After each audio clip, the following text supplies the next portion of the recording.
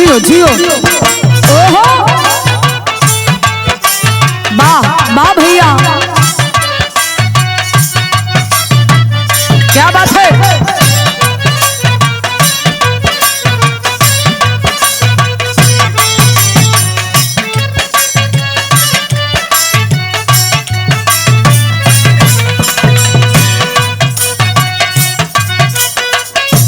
वाह वाह मालिक।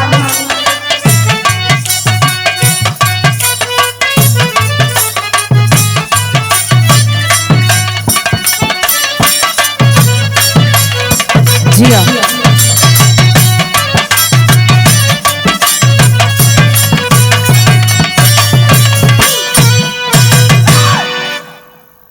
आई भैया, एक बार पुनः आप सभी श्रोता बंधु के अपने बिरहा के माध्यम से स्वागत अभिनंदन वंदन करत बानी। और एक बिरहा, एक घटना, एक कांड आप लोगन के बीच में भेजत बानी। एक घटना के कांड के सुन के पत्थर दिल भी पिघल जाई। ए पंचो, एक बगिया का जो फूल खिला ही था वो टूट के बिखर गया। एक परिवार की आशा टूट गई। एक परिवार का जलता हुआ दिया बुझ गया। ये कहानी कहाँ के बा? एकदम हकीकत सच्ची घटना आप लोगन के बीच में भेजे के काम करत बानी। आशा ना पूरा उम्मीद बा ई बिरहा के सुनबा। आज दुनिया से चल गईलन स्वर्गीय देवी प्रसाद जी के ई बिरहा के माध्यम से हम भावभीनी श्रद्धांजलि अर्पित करत बानी। और इनका बारे में कुछ आप लोगन के बतावे के प्रयास करत बानी। भूमिका के लाइन में कहना है गुरुजी।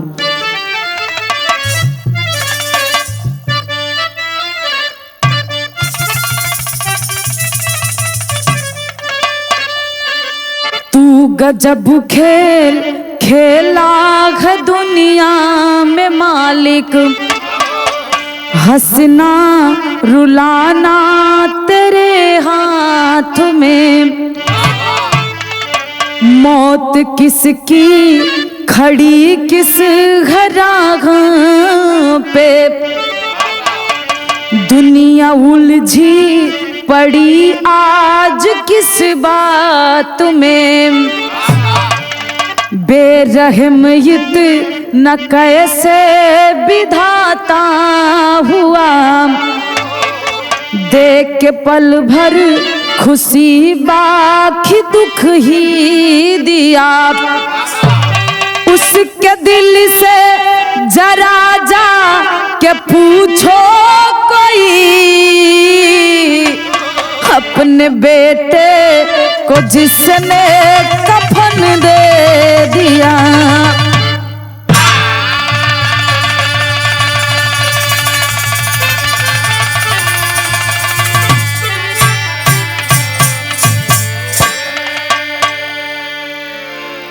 बिरहा के सुने वाले पंचो, ये दुनिया ये विधाता की गजब की खेला है। किसी को अगर सुख दिया है तो क्षण मात्र का वो है, खुशी मिली है तो क्षण मात्र के लिए।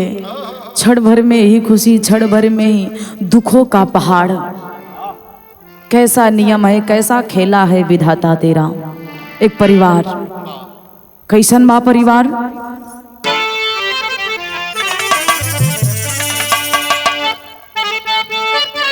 वाह,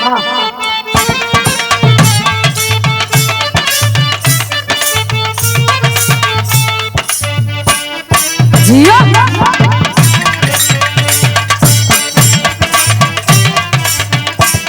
लाइन हम या खुदा तुझसे अर्जी लगाऊं। सही हो।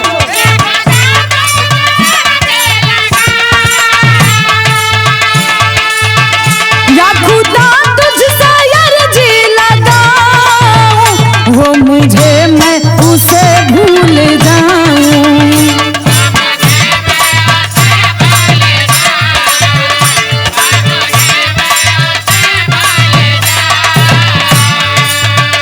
ना करूं याद ना याद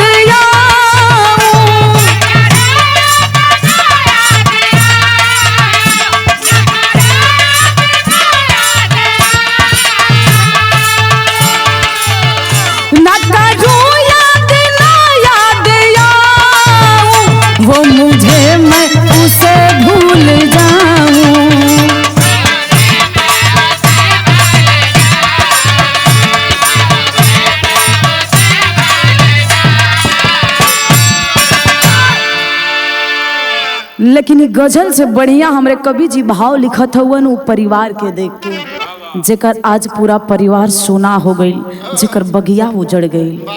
लिखलन का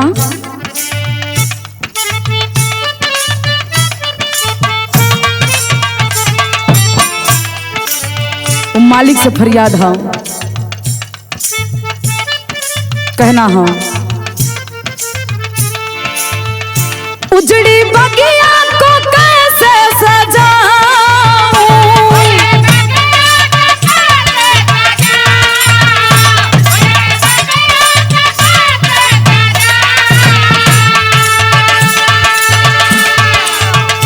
उजड़ी बगिया को कैसे सजाऊं, दोष विधना ये कैसे बताऊं।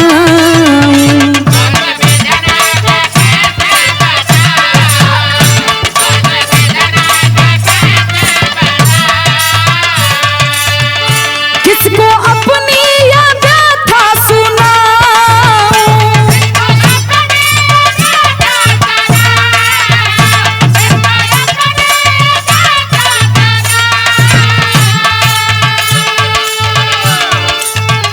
किसको अपनी ये व्यथा सुनाऊं, दोष विधना का कैसे बताऊं, दोष विधना का।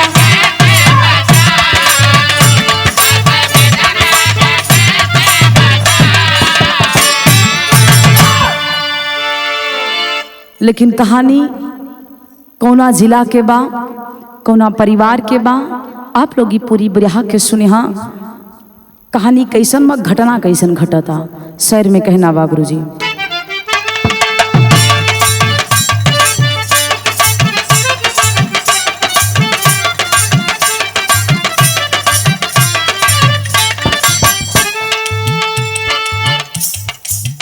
जौनपुर जिला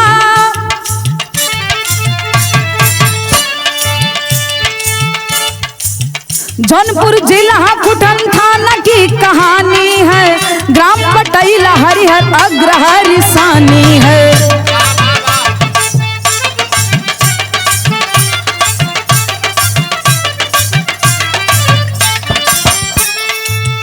चार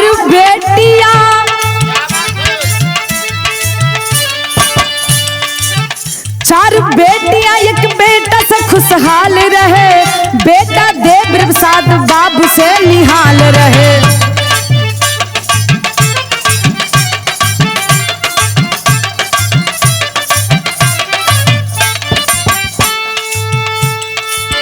किराना की दुकान पटैला में चलाते थे, बेटी एक बेटा दो से खुशी मनाते थे।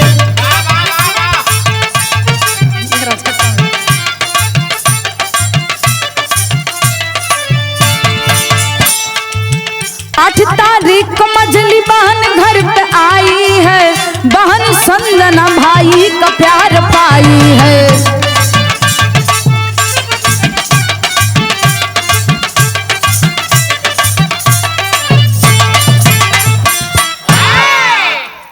कहानी कहाँ के बा, आप लोग गौर से सुने। हम जौनपुर जिला उत्तर प्रदेश के अंतर्गत एक जिला जौन जिला के नाम जौनपुर बताया जाता है। जौनपुर जिला के अंतर्गत खुटहन थाना के अंतर्गत एक गांव जौन गांव के नाम पटैला गांव के निवासी हरिहर अग्रहरि, बड़ा सुखी परिवार, 4 बेटी एक बेटा। दिन बड़ा नीमन बीता था। बेटा का नाम बताया जाता है देवी प्रसाद। देवी प्रसाद एक छोटा सा किराना का दुकान खोल करके परिवार में बहुत ही मौज मस्ती से जी रहे हैं। देवी प्रसाद के 2 बेटवा एक बिटिया, सुखी परिवार बा, कोनो चीज के दिक्कत नहीं बा। ए बाबू समय बीतत बा। एक दिन बड़ा महत्वपूर्ण दिन होला भाई बहन के रिश्ता के लिए। यही 8 तारीख के 8 अगस्त के दिन बा। बहनिया मझली बहन जेकर नाम संजना बतावल गई, अपने ससुराल से मायके आइल हा। भाई बहन का अटूट प्यार होता है बाबूजी। रक्षाबंधन एक ऐसा त्योहार है जिसमें भाई के कलाई पे बहन राखी बांधती है और भाई के सलामती के लिए। आज रक्षाबंधन के दिन बा 9 तारीख के, एक दिन पहले 8 तारीख के संजना बहन अपने मायके आइल हा अपन भाई देवी प्रसाद के हथवा में राखी बांधे खातिर। खुशी के माहौल बा ए बाबू, लेकिन होखत का बा एक लाइन तरज हो।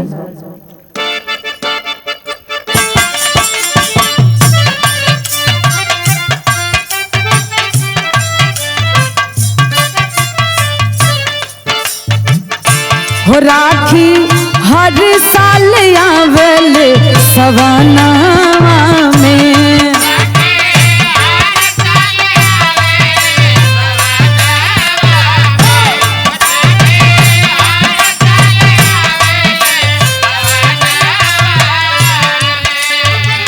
तर्जिया के छोड़ी लेकिन भाव पे गौर करिए। रक्षाबंधन के त्योहार मनावे संजना का इकलौता भाई जो कि देवी प्रसाद बताया जाता है, 4 बहनों के बीच में इकलौता भाई है। खुशी मनाकर दिल में उमंग लेते हुए संजना ससुराल से नैहर आइल बा। 8 तारीख के दिन बा। होखत का हा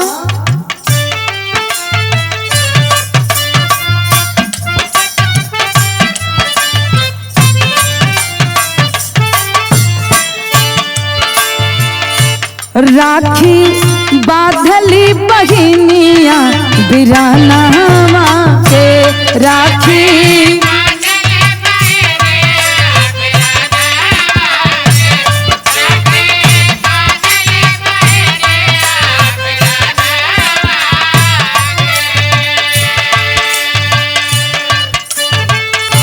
हो खुशी छाइल बाट घरवा अंगनावा में, राखी बाध आइल बाटे हो बिरानावा के, राखी बाध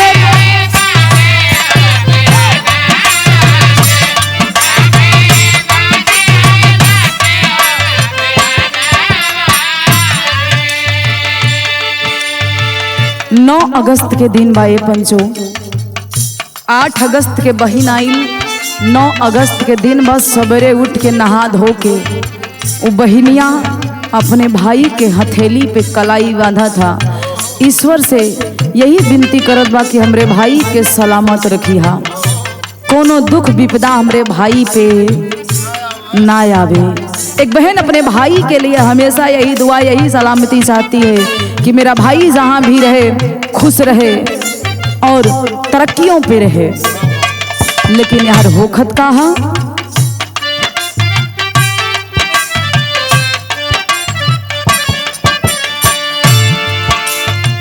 2025 9 अगस्त की समैया,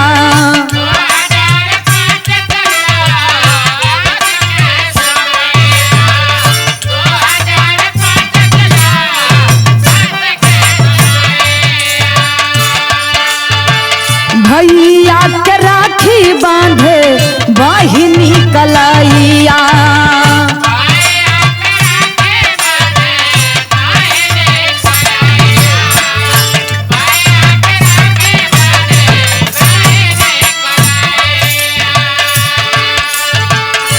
होने का देख के भैया खुश भइल मनावा में, राखी बांधे बहिनी आइल बाबिरानावा के, राखी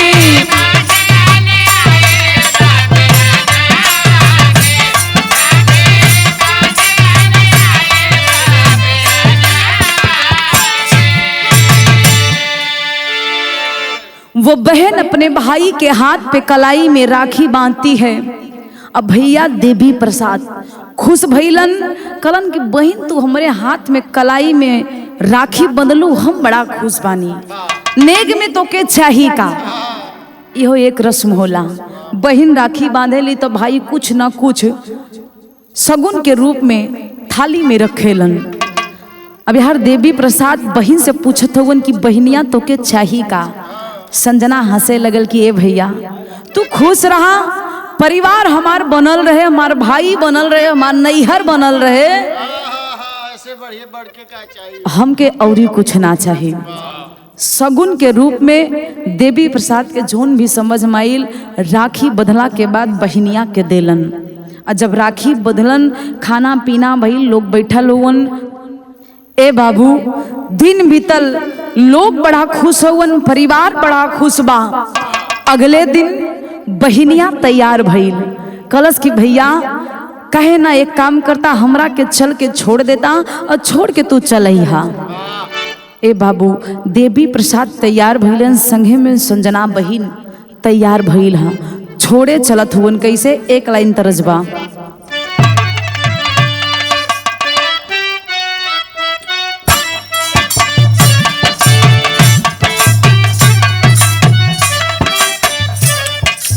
ओहे तरह कोनो दुल्हन अपने दुल्हा के मनावता, कोनो पत्नी अपने पति के कहे, राजा हो तो हई कैसे मनाई,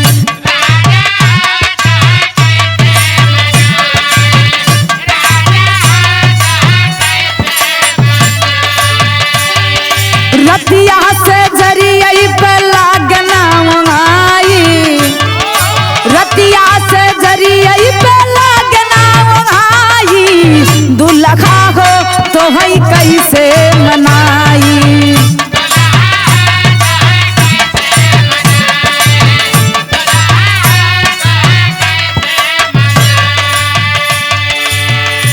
लेकिन बहिनिया कहा था, का कहे, भैया हो चला हमके पहुँचा दा, भैया हो चला,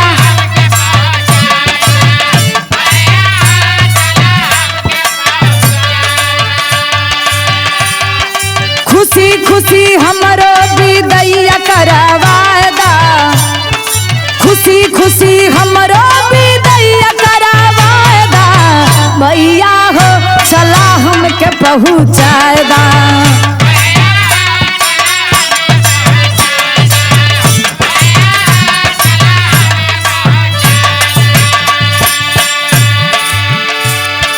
देवी प्रसाद कई लिहल तैयारी,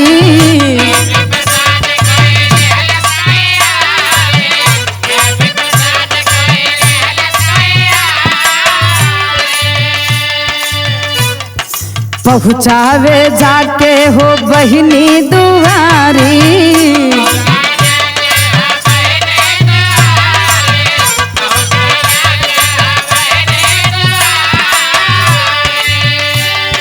संजना बहिनिया के सपना सजाएदा, भैया हो चला हमके पहुँचाएदा।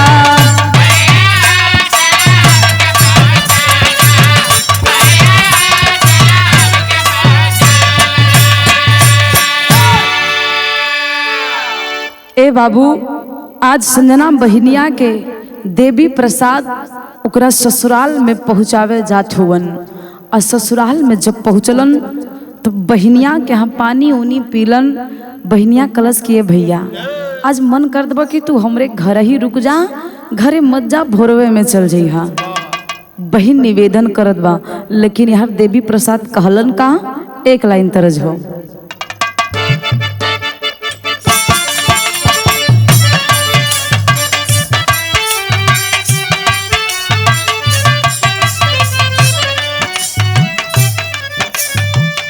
बड़ी पुरान तरज है। कोनो आशिक अपने मासूका से धोखा खैले बा, कहे का, सुन पगली रे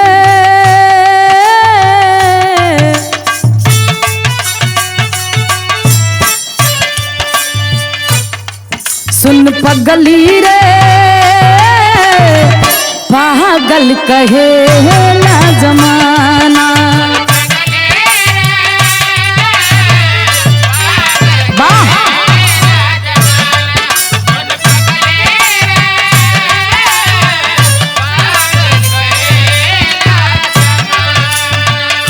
लेकिन इतना तर्ज है। आज जब बहन जिद करे लगली संजना बहन कि भैया आज हमरे घर पे रुक जा, आज आप जा मत। देवी प्रसाद कहलन कि सुन बहनिया, हमरो इच्छा बा लेकिन इच्छा न तोहार न हम अपन पूरा ना कर सकीला। काहे से ठे जरूरी काम आ गइल बा। उ जरूरी काम का बा बतावत हुवन।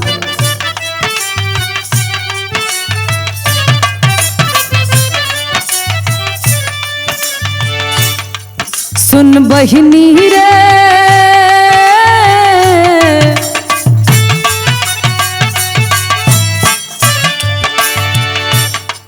सुन बहिनी रे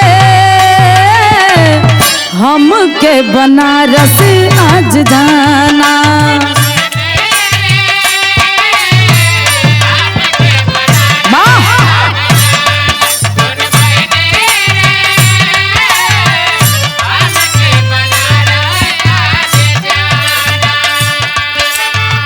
कहलन ना तो हम रुक जाती, आज रात रह जाती, जाने फिर कब होई आना।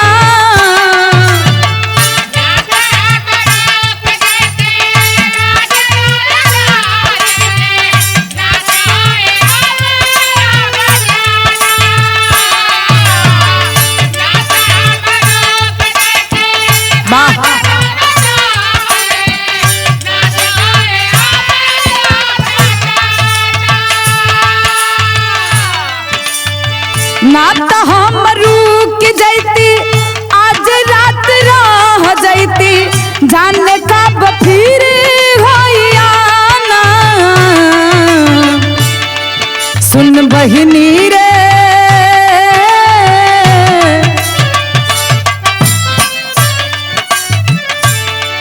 सुन बहिनी रे हमके बनारस आज जाना।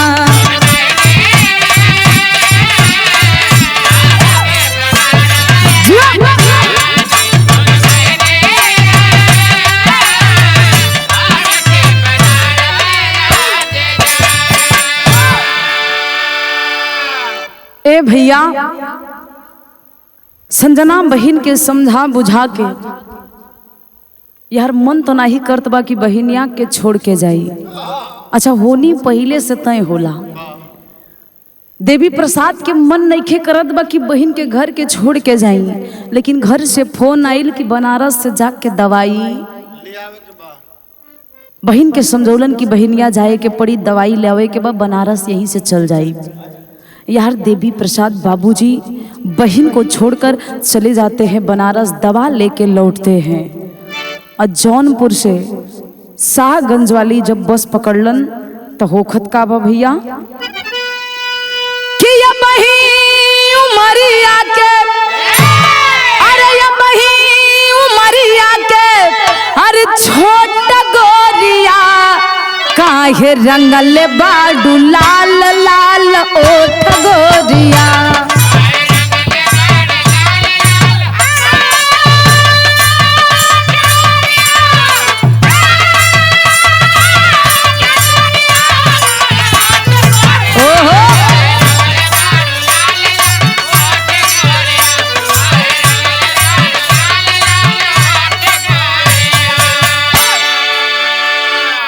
ए भैया उनकर साथी उनकरा के समझावत हुवन के देवी प्रसाद के का कहलन। अरे घर फोनवा से अपने, अरे घर फोनवा से अपने हर बताई देता हो, रतिया जौनपुर में साथिया बिताई लेता हो।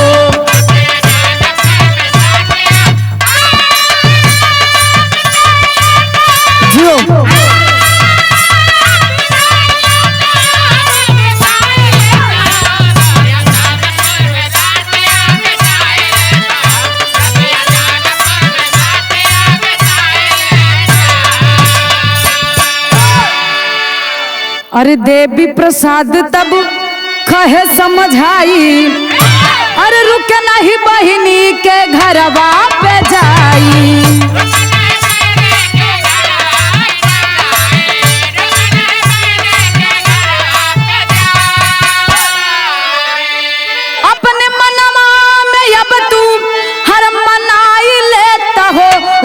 रतिया जौनपुर में साथिया बिताई लेता हो। जियो जियो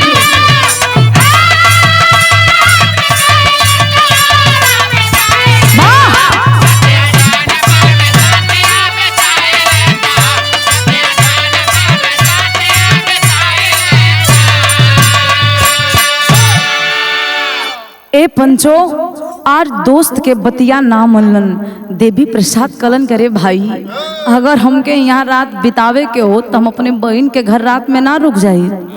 तोहरे घरे में रुके से पहले तो अपने बहन हमार बहन हमके इतना प्यार से रोकत रहा, ओकरा के छोड़ के हम आ गईली तब हम रुके वाला।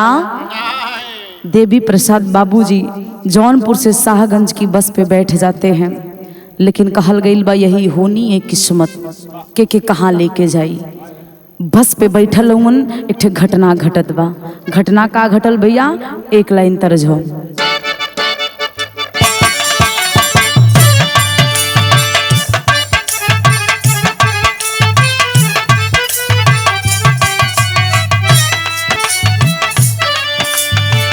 बड़ी पुरान तरज है। कोनो लड़की के शादी भइल, नैहर में कुछ और सुनने रहल, ससुराल में कुछ और देखलस। कहता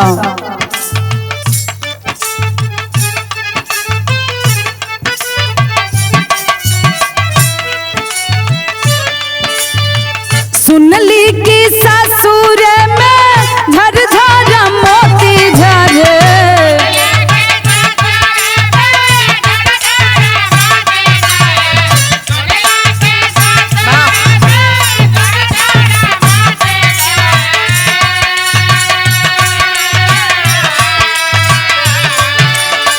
सुनली कि ससुर में झुरझुरा मोती झरे, मोरा लेखे मोरा लेखे सातु आशा पन्नवाए बाबूजी।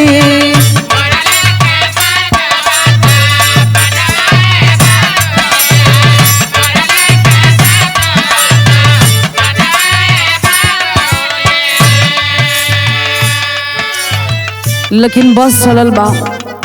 जब ये बस चलती है बीच में एक दुर्घटना भइल। दुर्घटना कैसन?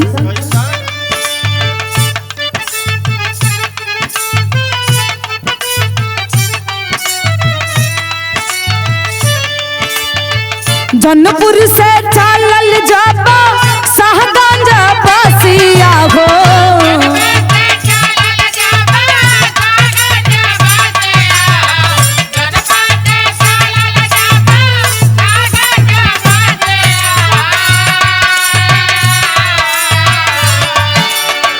जौनपुर से चलल जाबा शाहगंज बसिया हो। धीरे धीरे धीरे धीरे धीरे धीरे बढ़ल राफा तरवाए बाबूजी।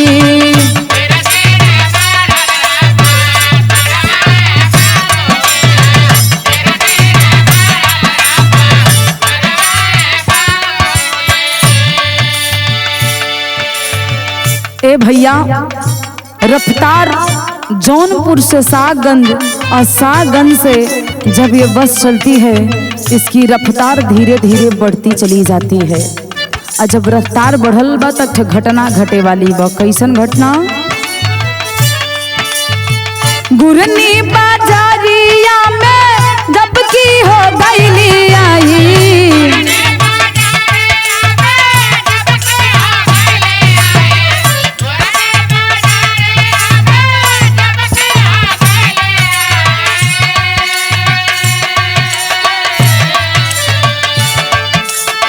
गुरनी बाजारिया में जब की हो आई गईली, अगवा से आवत बाट, अगवा से आवत बाट रखिया ये बाबूजी।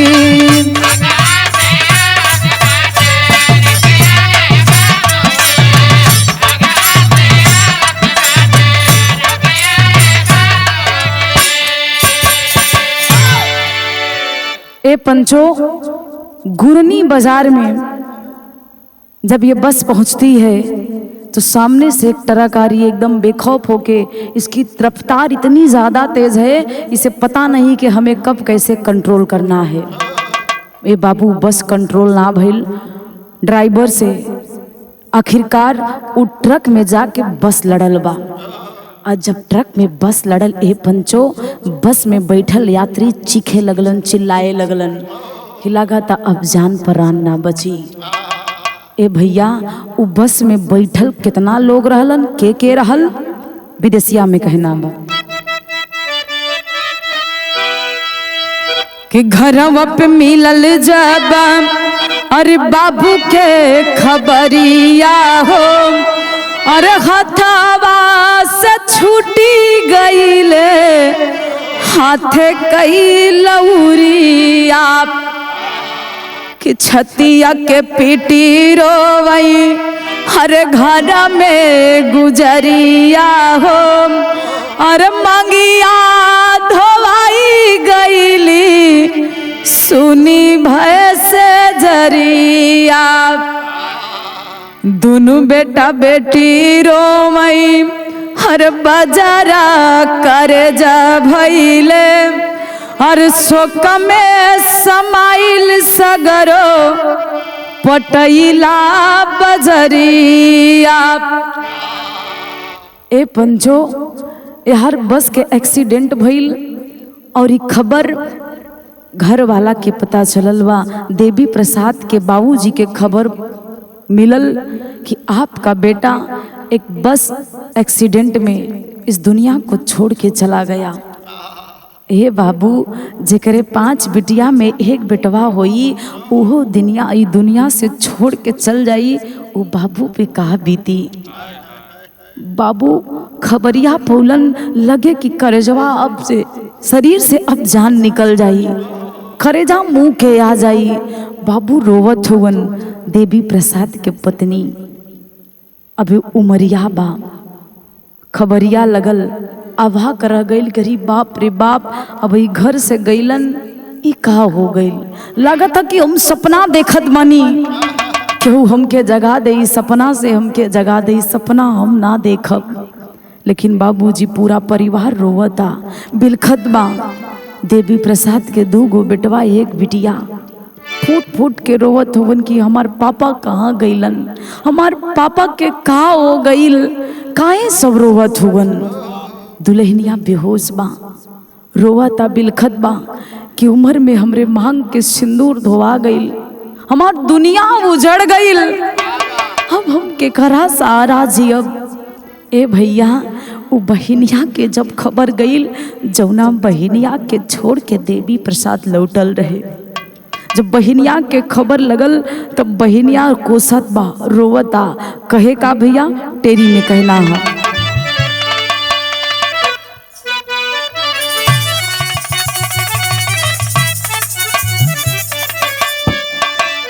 अर्ज कलाई के करे बाधब रखिया, अरे कलाई के करे बाधब हो, कलाई के करे बाधब रखिया। धड़कन रुकी सांस जब खबर गई है आई, अरे हो आई, अरे हो आई। बहनिया के जब खबर लगा ले पंचो, बहनिया रोवत बा कि अरे बाप रे बाप, हम कवन गलती कैली, अपने भाई के हम काहे अपने घर से जाए देली, अब हम केकरा हाथ में कलाई में राखी बांधब, हमार त इकलौता बाई डाल। ए पंचो चारों बहनिया के खबर मिलल बा, दुआरी पे आइल है, बहनिया रोवत है कि हमार त भाई चल गई, हमारी इकलौता भाई रहल, अब कौने भाई के हाथ में हमनी राखी बांधब। बहन चेहरा निहार के रोवत है। लेकिन ए बाबू वो पिता जेकर एक आखिरी सहारा रहल, पिताजी के आँख में आंसू तबा, लेकिन जुबान काम नहीं करत बा कि का बोली का बतियाई। सहम सा गईल होवन, पत्थर बन गईल होवन, करत का होवन गुरुजी पापट में कहना बा। हर मातम छाई गई खबर जब आई, दुल्हन रोवत बाप,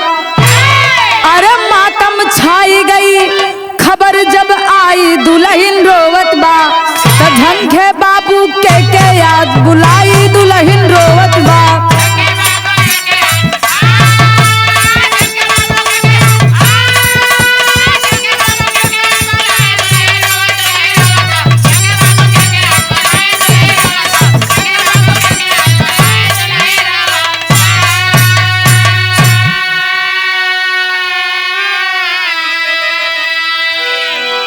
पोस्टमार्टम लसिया यहर छली हो गईली।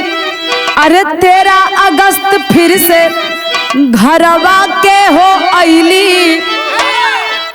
13 अगस्त के दिन हाँ लाश पोस्टमार्टम करके लौटल बा।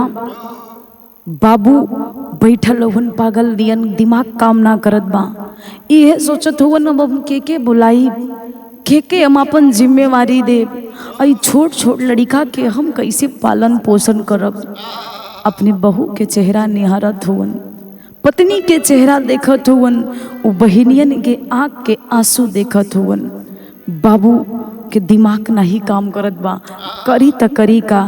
हे बाबू, जौने पिता के सामने बेटा के लाश उठी, वो पिता पे का बीती कैलन का भैया आल्हा में कहना हो।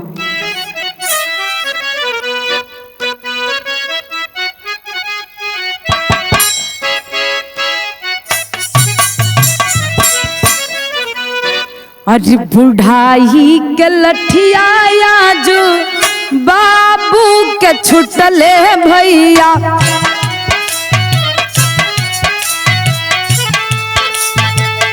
दूल्ही के गईली आज सपना हेरा।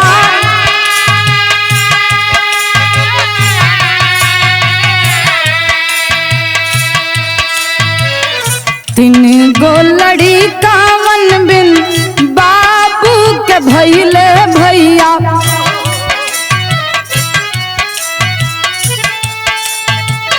बहिनी रोब भैया यहाँ जादू खाने आपा।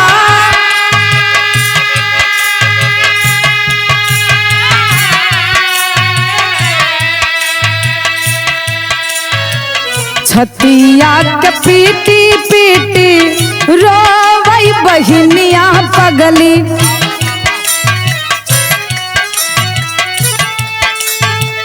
हमारा पपिनिया अब कहाइब सारादा।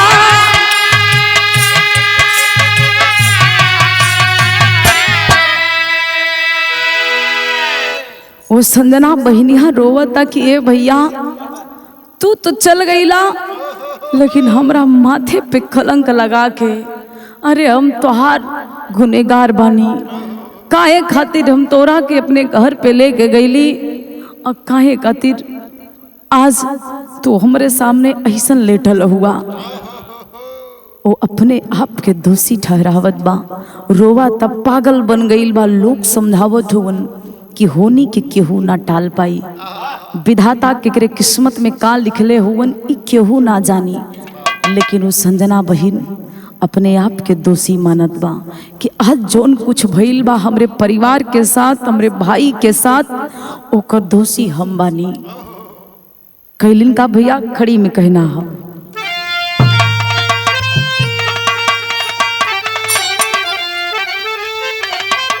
अरे रोवे बाबू असुआ धीर ना धरत बा मनमा। हरे रोवे बाबू असुआ धीर ना धरत बा मनमा। रहला हमारे जिगर के बेटा तू सनवा।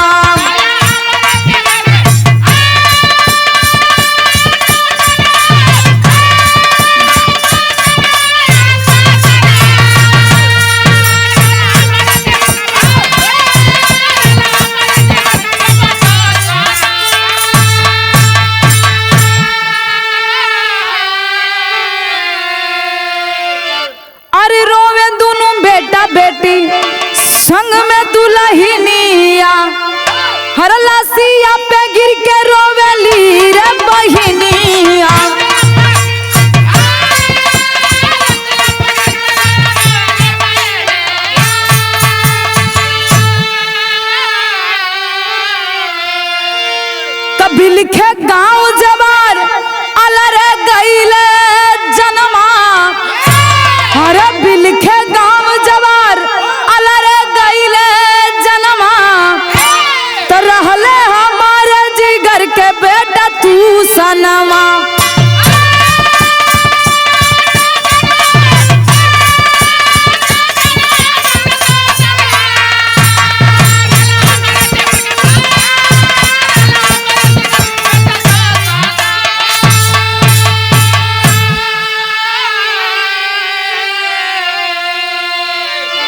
ए बाबू, आज वो परिवार में कितना लोग अपन रिश्ता खोलन। एक पत्नी अपने सुहाग को खो दी और एक बेटा बेटी अपने पिता का साया खो दिए। एक बहन की राखी चली गई, एक पिता की बुढ़ाई की लाठी चली गई। परिवार रोवा था।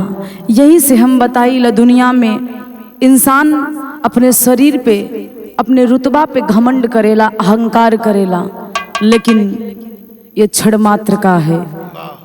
जे आइल बा ओके जाए के बा, ये सत्य है। दुनिया की सबसे कड़वी सच्चाई है, जिसका जन्म हुआ है उसका मरण भी निश्चित है। एक न एक दिन इस धरती को, इस धरा को छोड़ के सबको जाना है, लेकिन किसी किसी का जाना नहीं अखरता, किसी किसी का जाना बहुत ही अखरता है। इसलिए अपने गीत के माध्यम से स्वर्गीय देवी प्रसाद जी के भावभीनी श्रद्धांजलि देत बनी। ईश्वर से ही कामना बा उनके स्वर्ग में ऊंचा स्थान मिले और उस परिवार को इस दुख से उभरने की क्षमता मिले, उनका आशीर्वाद मिले। आखिरी लाइन में कहना हो, गुरु बिहारी गुरु गणेश छाया है सन्नाटा, कथन करे गया कवि कहे लगे हरिचाटा। अरे कलाई क्या कर बांधी रखिया, अरे कलाई क्या कर बांधी रखिया, तो ज्योति ओम प्रकाश विधना क्यों गया कोहाई, कलाई क्या कर बांधी रखिया।